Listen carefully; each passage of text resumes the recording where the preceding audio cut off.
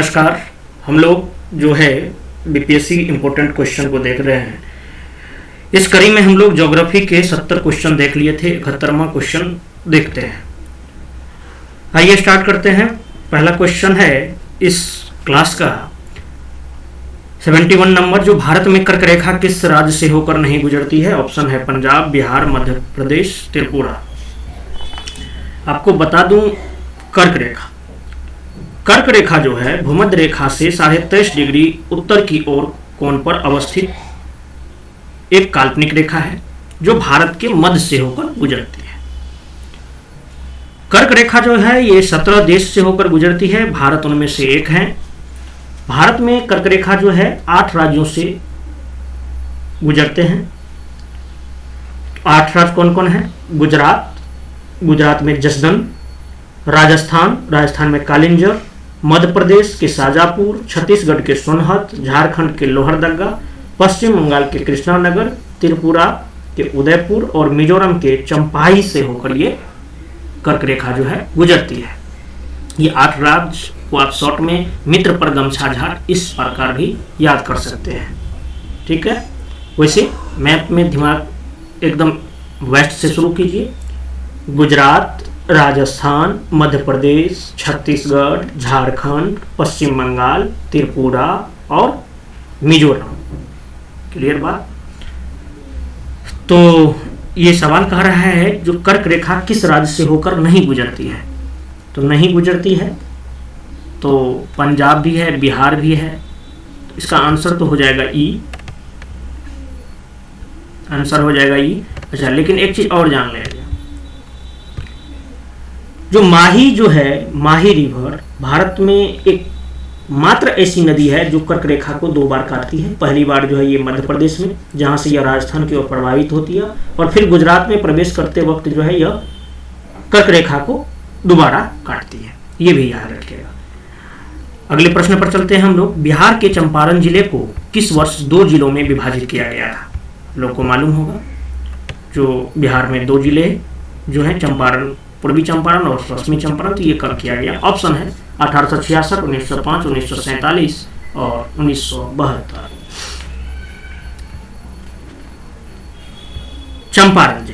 चंपारण जिले का गठन जो है वर्ष 1866 ईस्वी में हुआ था और 2 नवंबर 1972 को इसे 2 जिलों में विभाजित किया गया।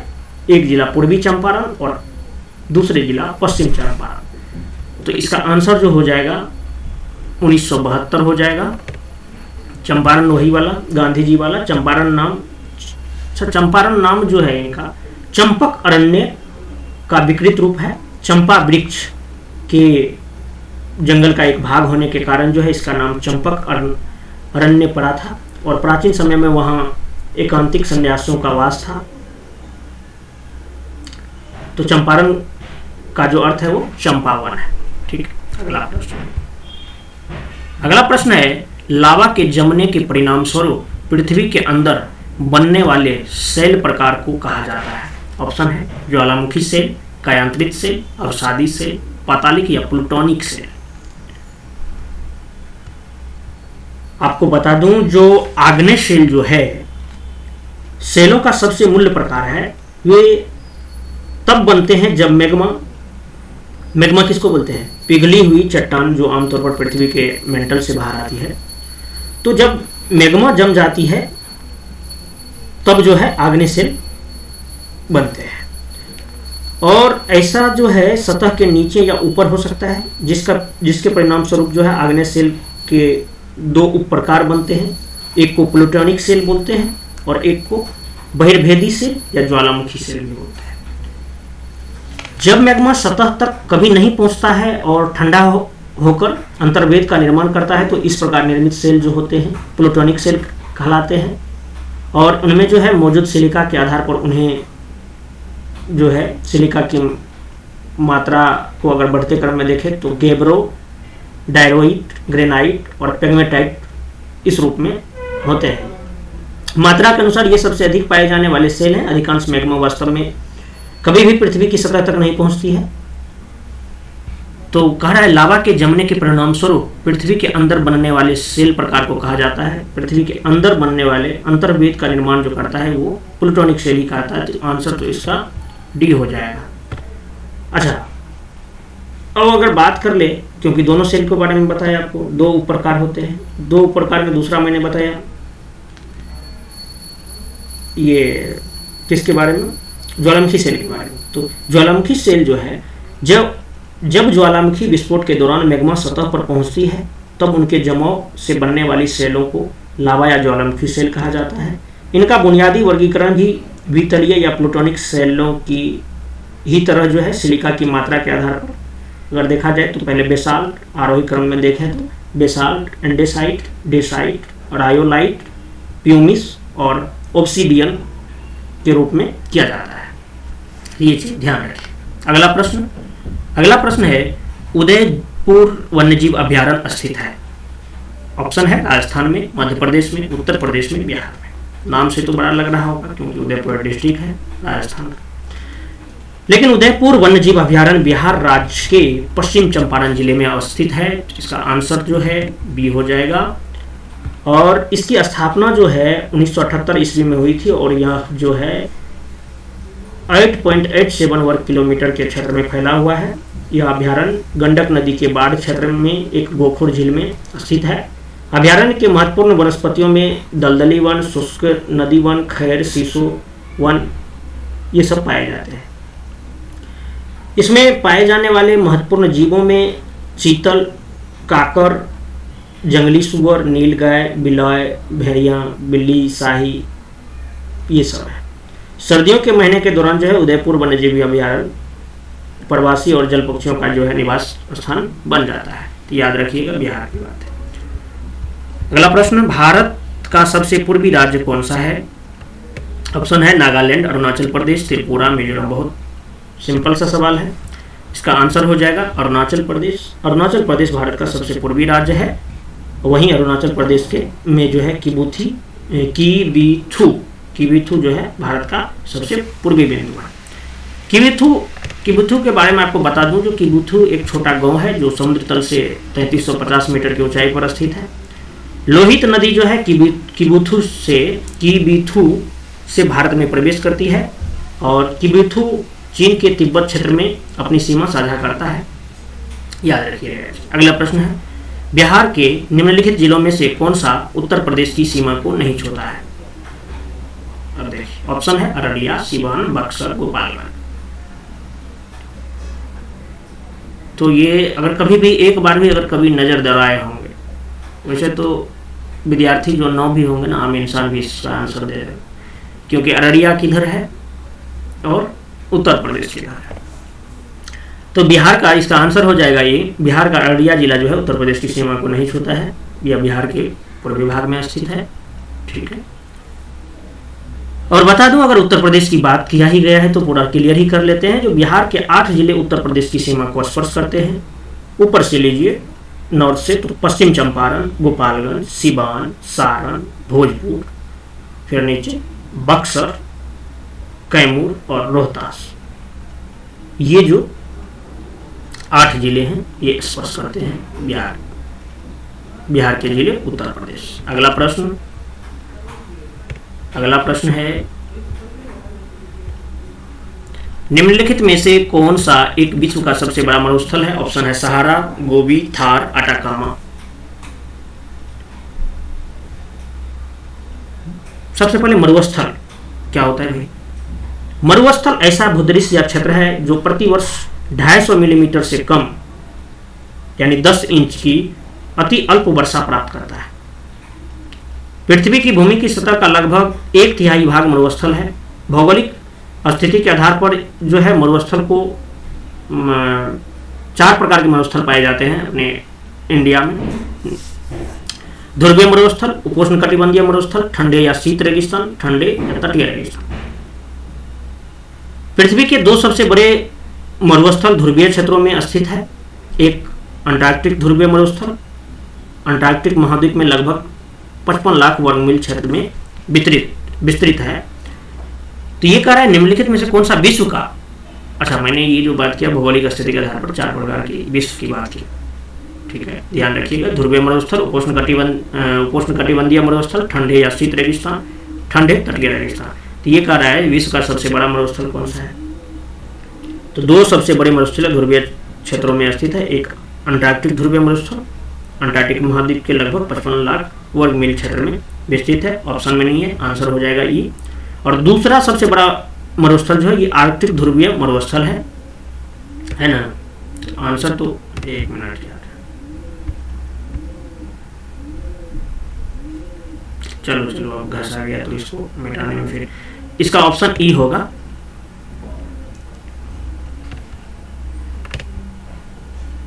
अगला प्रश्न, हाँ मैंने बात कर रहा था जो दूसरा सबसे मरुस्थल की बात करें अगर, तो वो आर्कटिक ध्रुवीय मरुस्थल है। यह जो है Alaska, Canada, Greenland, Iceland, Norway, Sweden, Finland और रूस के कुछ हिस्सों तक जो है विस्तृत है। पृथ्वी के शेष मरुस्थल जो है ध्रुवीय क्षेत्रों से बाहर स्थित है। इनमें सबसे बड़ा सहारा रेगिस्तान है ध्रुवीय में, और जो कि उत्तरी अफ्रीका के एक उपोष्ण कटिबंधीय मरुस्थल, ये लगभग 3.5 मिलियन वर्ग मील क्षेत्र में विस्तृत है।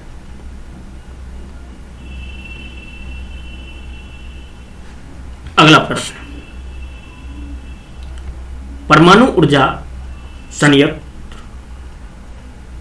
खोलने वाला पहला अरब राष्ट्र है। ऑप्शन है Bahrain, UAE, Comoros, Algeria.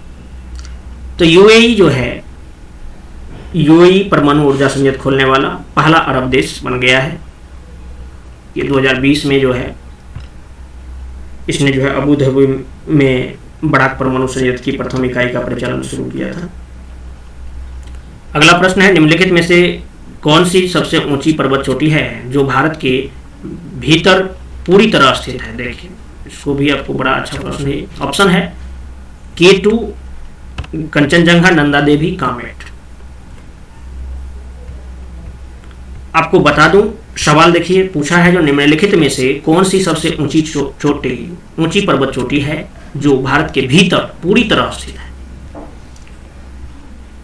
Nanda Devi पर्वत श्रृंखला, जिसकी ऊंचाई जो है 7816 मीटर है, ये देश के भीतर पूरी तरह स्थित सबसे ऊंची पर्वत चोटी है।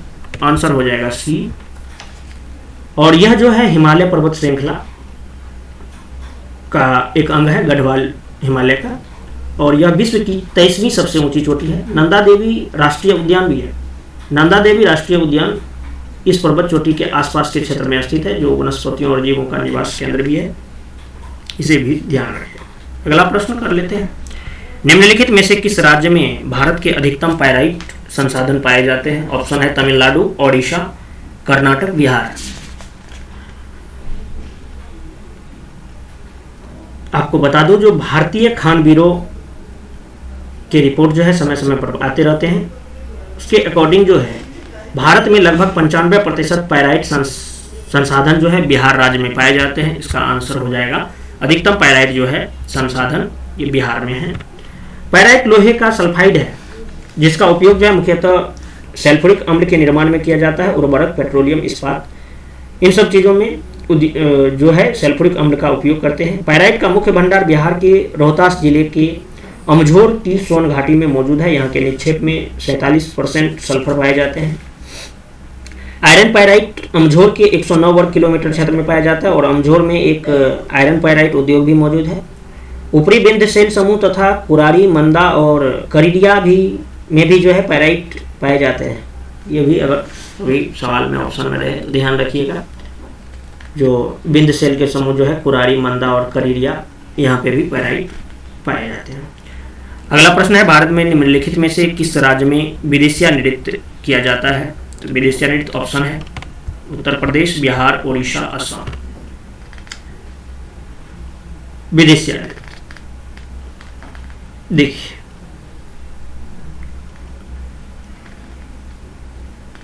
अगर मैं बात करूं जो नृत्य की, तो विदेशिया नृत्य जो है ये बिहार से ही संबंधित है। अगला प्रश्न है, हाल ही में, क्योंकि ये रटने वाली चीज़ है, रटना पड़ेगा, नृत्य और राज जो भी है, हाल ही में खुदाई के दौरान जो है एक 4000 वर्ष पुराने शिल्प गांव के अवशेष पाए गए। कहाँ पे पाए गए भाई? ऑप्शन है अरुणाचल प्रदेश, राजस्थान, उत्तर प्रदेश, मेघालय।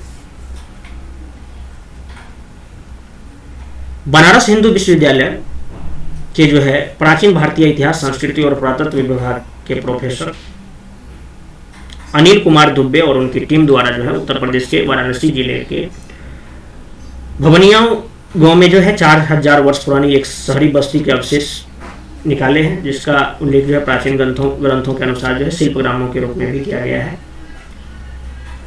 तो आंसर तो इसका हो जाएगा, पुराने शिल्प गांव के अवशेष पाए गए हैं उत्तर प्रदेश में। और एएसआई के बारे में अगर बता दूं, भारतीय पुरातत्व सर्वेक्षण की अतिरिक्त महानिदेशक के रूप में जो है डॉक्टर बुद्ध रश्मि मणि के अनुसार जो है यह स्थापत्य वाराणसी सारनाथ क्षेत्र के एक सैटेलाइट सेटलमेंट और फंडिंग सेंटर हो सकती थी, ऐसा उनका कहना था। और सैटेलाइट सेटलमेंट वे छोटे शहर या कस्बे होते हैं जो किसी बड़े शहर के समीप अवस्थित होते हैं। अगला प्रश्न देख लेते हैं हम लोग। अगला प्रश्न क्या है? रेड क्लिफ रेखा किन दो देशों के बीच सीमा रेखा है? ऑप्शन है भारत और चीन, पाकिस्तान और अफगानिस्तान, भूटान और भारत, भारत और पाकिस्तान। रेड क्लिफ रेखा, सवाल थोड़ा सिंपल ही है लेकिन ध्यान रखिए, जो रेड क्लिफ रेखा जो है भारत और पाकिस्तान के बीच सीमा रेखा है और यह जो है 14 अगस्त 1947 को अस्तित्व में आया था। इस सीमा रेखा का नाम जो है सर सिरिल रेडक्लिफ के नाम पर रखा गया है, जिन्होंने जो है इस रेखा को खींची थी। यह रेखा गुजरात के कच्छ के रण से होकर केंद्र शासित प्रदेश जम्मू के अंतर्राष्ट्रीय सीमा तक जो है विस्तारित है। 2900 किलोमीटर लंबी इस सीमा में केवल जो है 5 क्रॉसिंग पॉइंट है, इन्हें भी ध्यान रखिएगा। आंसर हो जाएगा डी भाई, रेड क्लिफ। अगला प्रश्न है बिहार का राजकीय वृक्ष कौन सा है? राजकीय वृक्ष ऑप्शन है पीपल, नीम, गुलमोहर, जामुन। तो बिहार का जो राजकीय वृक्ष है ये पीपल है। सेक्रेड फिग भी बोला जाता है, इस पेड़ का वैज्ञानिक नाम फिकस रोजेल्स या सेक्रेड फिग है, कभी अगर एग्जाम में पूछे तो याद रखना है। पीपल को हिंदू, जैन और बौद्ध धर्म के अनुयायियों द्वारा जो है पवित्र माना जाता है। गौतम बुद्ध को पीपल के पेड़ के नीचे ही ज्ञान प्राप्त हुआ था और यह जो है पवित्र स्थल वर्तमान में बिहार के बोध गया में है। पीपल के वृक्ष के सभी भाग उपयोगी है। इसका फल हृदय संबंधित रोग को ठीक करने के लिए उपयोग किया जाता है, हार्ट से रिलेटेड। अगला प्रश्न देखते हैं। मिट्टी या समुच्च माध्यम के बिना वायु या धुंध वातावरण में पौधों को उगाने की प्रक्रिया को कहा जाता है। ऑप्शन है पोमोलॉजी, एरोपोनिक्स, विटीकल्चर और ओलेरीकल्चर। मिट्टी या समुच्च माध्यम के बिना वायु या धुंध वातावरण में पौधों को उगाने की प्रक्रिया को क्या कहा जाता है? देखिए, आप लोग बहुत सुने होंगे एरोपोनिक्स का नाम। एरोपोनिक्स जो है ये मिट्टी के उपयोग के बिना जो है वायु या फुहार वातावरण में पौधों को उगाने की एक विधि है। एरोपोनिक्स की अवधारणा जो है हाइड्रोपोनिक प्रणालियों का उपयोग करती है, जिसमें पौधों की जड़ों को कोको कॉयर जैसे मृदा रहित माध्यमों में रखा जाता है। इन पर समय समय पर पोषक तत्व युक्त जल का छिड़काव किया जाता है। एरोपोनिक्स ड्राइंग मीडियम के साथ फैलाव करता है, जहां जड़ें हवा में झूलती रहती है, जिन पर समय समय पर विशेष रूप से डिजाइन किए गए फुहार उपकरण द्वारा जो है पफ किया जाता है। एरोपोनिक्स प्रणाली में बीज फॉर्म के टुकड़े में रख छोटे गमलों में लगाए जाते हैं, जो एक ओर से प्रकाश के और दूसरी ओर से पोषक तत्व युक्त फुहारे के संपर्क में होते हैं और पौधों की वृद्धि के साथ फॉर्म तने और जड़ों का सहारा देते रहते हैं। एरोपोनिक्स से बहुत सारे लाभ भी हैं। जो लाभ की अगर बात किया जाए तो पौधे में जो है आपसी संपर्क के कम हो जाने के कारण एरोपोनिक्स रोगों के संचरण को सीमित कर सकता है। जड़ क्षेत्र में अधिक ऑक्सीजन की उपलब्धता रोगजनकों को निष्क्रिय बनाए रखती है। पौधों द्वारा खनिजों के अवशोषण में वृद्धि होती है और स्वस्थ जड़ तंत्र का विकास होता है। ऑक्सीजन, जल और पोषक तत्वों की भरपूर आपूर्ति के साथ जो है पौधों के तीव्र और बेहतर विकास में जो है मदद करता है। आदर्श एरोपोनिक स्थितियों में जो है प्रकाश संश्लेषण के लिए कार्बन डाइऑक्साइड सांद्रता के 100% तक पहुंच जाती है और इससे पौधे के चयापचय में कई गुना वृद्धि होती है। जिसका परिणाम ये निकलता है कि उत्पादन में भारी वृद्धि होती है। पौधे की किसी भी प्रजाति को एक आदर्श एरोपोनिक सिस्टम में उगाया जा सकता है। इसका कारण यह है कि इसमें सूक्ष्म वातावरण पर नियंत्रण संभव होता है। एरोपोनिक रूप से विकसित पौधे में जो है उच्च शुष्क वजन, बायोमास यानी आवश्यक खनिज पाए जाते हैं। नासा के अनुसार जो है एरोपोनिक प्रणाली से विकसित पौधे को हाइड्रोपोनिक्स की तुलना में चौथाई पोषक तत्व इनपुट की ही आवश्यकता होती है। हाइड्रोपोनिक रूप से उगाए गए पौधों के विपरीत जो है एरोपोनिक रूप से उगाए गए पौधों की मिट्टी में स्थानांतरित किए जाने के प्रत्यारोपण आघात से नहीं गुजरना पड़ता है। ये सब फायदा है। यूज कीजिए, अब तो शहर सब में यूज होने लगा है, आप लोग भी कर सकते हैं। आंसर हो जाएगा बी 86। निम्नलिखित में से कौन सा देश भूमध्य सागर के साथ सीमा साझा नहीं करता है? ऑप्शन है फ्रांस, स्पेन, लीबिया, साइप्रस। इसमें भी ऑप्शन नहीं है ये। देखिए आपको बता दूं, जो भूमध्य सागर की बात अगर किया ही गया तो 21 देश जिनका कुल सतह क्षेत्रफल 2 वर्ग किलोमीटर से 2.4 मिलियन वर्ग किलोमीटर है, ये भूमध्य सागर के साथ अपनी सीमा साझा करते हैं। टोटल 21 देश। तो 21 देश में अगर मुख्य को आपको याद रखना पड़ेगा, जिससे कि सवाल पूछा जाता है।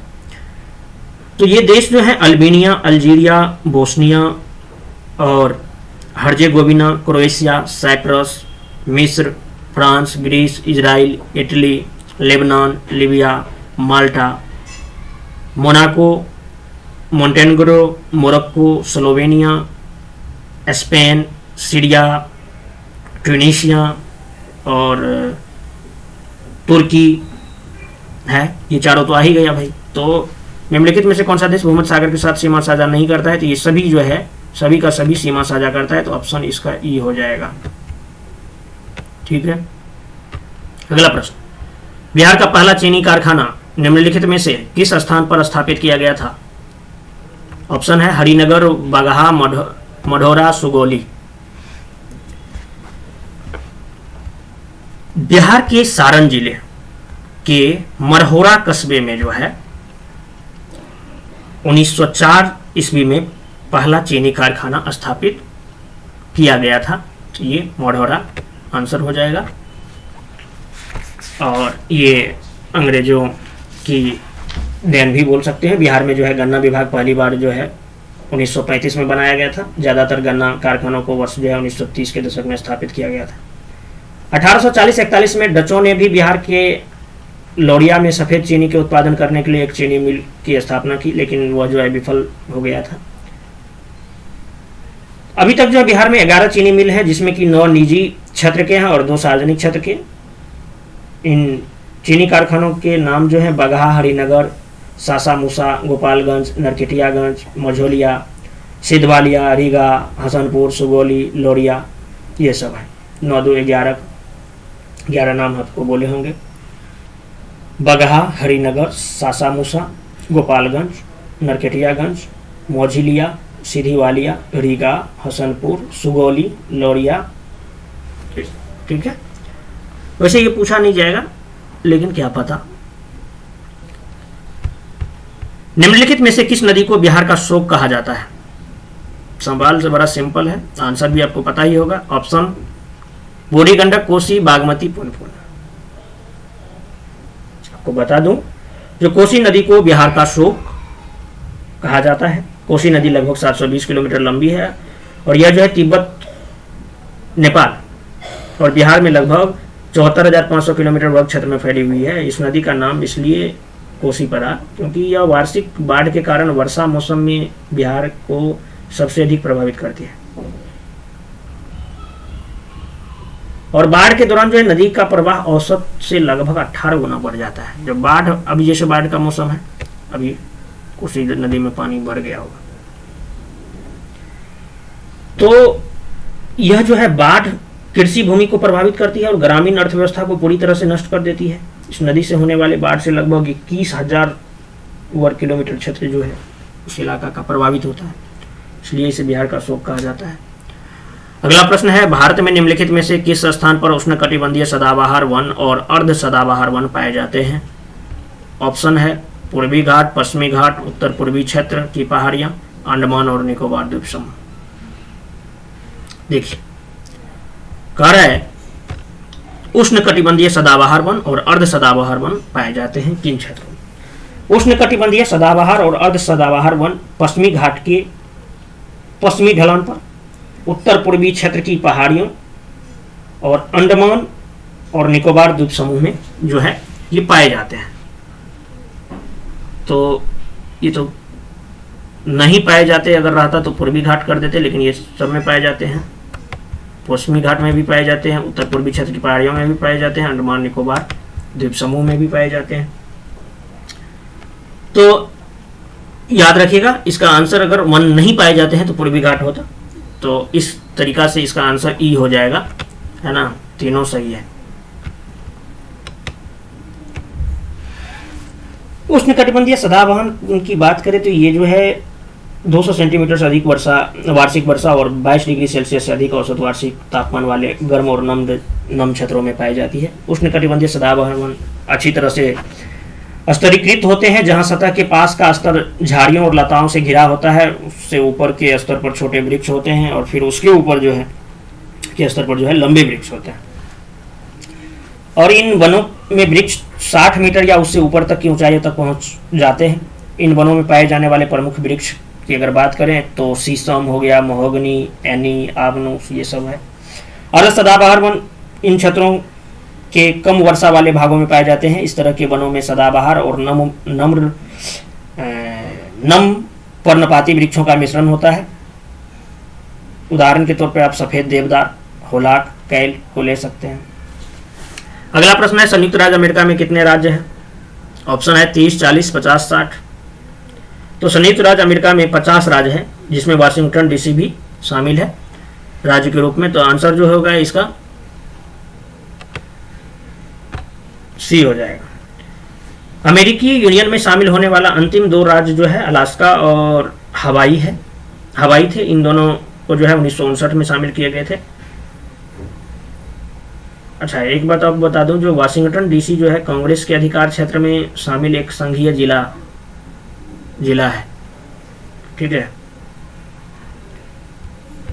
अगला प्रश्न, सिमरी झील भारत के किस राज्य में स्थित है? सिमरी झील उत्तराखंड, हिमाचल प्रदेश, गोवा, बिहार। देखिए सिमरी झील बिहार में है। यह सिमरी डिवीजन में सहरसा से 25 किलोमीटर दूर स्थित है। यह जमुनिया, सरडिया, कोमनी और गोबरा झीलों जैसी कई झीलों से मिलकर बनी हुई है। सिमरी झील की संरचना जो है घोड़े की नाल के आकार की है।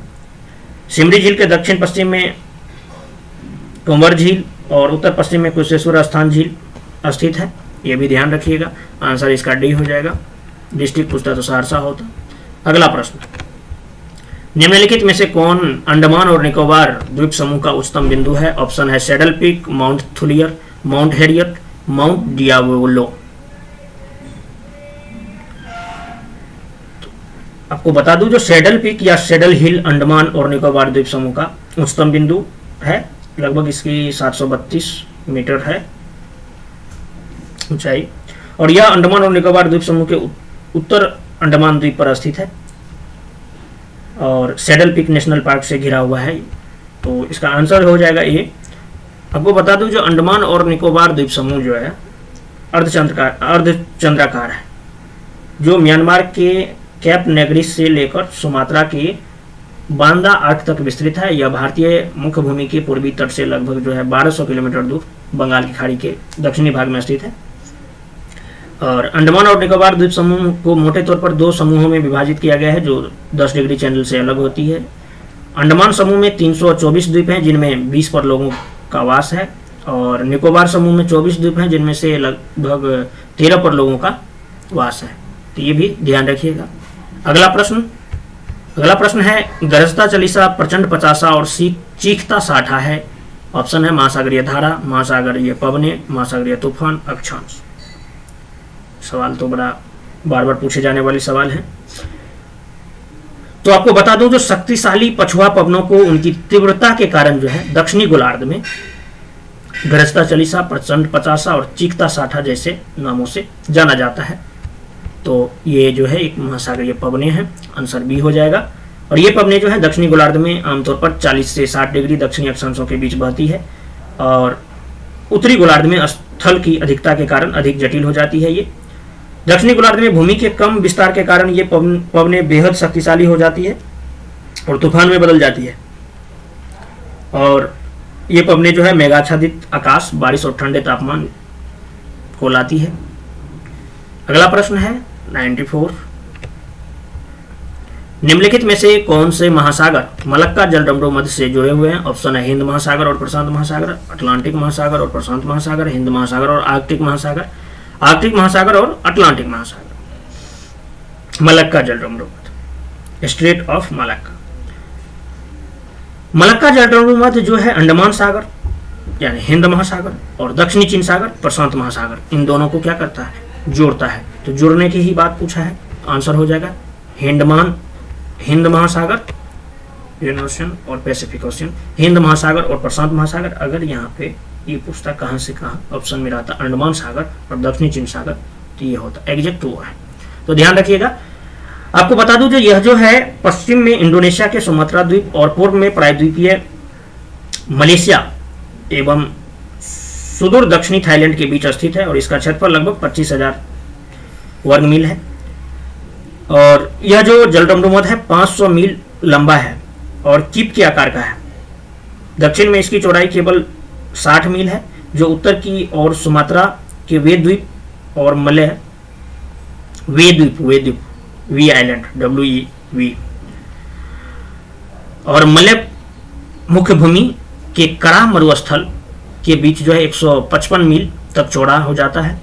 जलडमरू मध्य का यह नाम मिलाका, पूर्व में मलक्का था, कि व्यापारिक बंदरगाह से लिया गया है, जो 16वीं से 17वीं शताब्दी तक जो है मलय तट के प्रमुख बंदरगाह रहा था, इसलिए भी प्रसिद्ध है, याद रखिएगा। अगला प्रश्न, निम्नलिखित में से कौन सी फसल बिहार में नहीं उगाई जाती है? ऑप्शन है मेस्ता, चाय, खेसारी, मिर्च।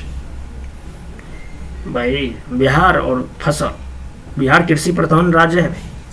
बिहार कृषि प्रधान राज्य है और यहाँ खेती मुख्य रूप से प्रकृति में निहित है।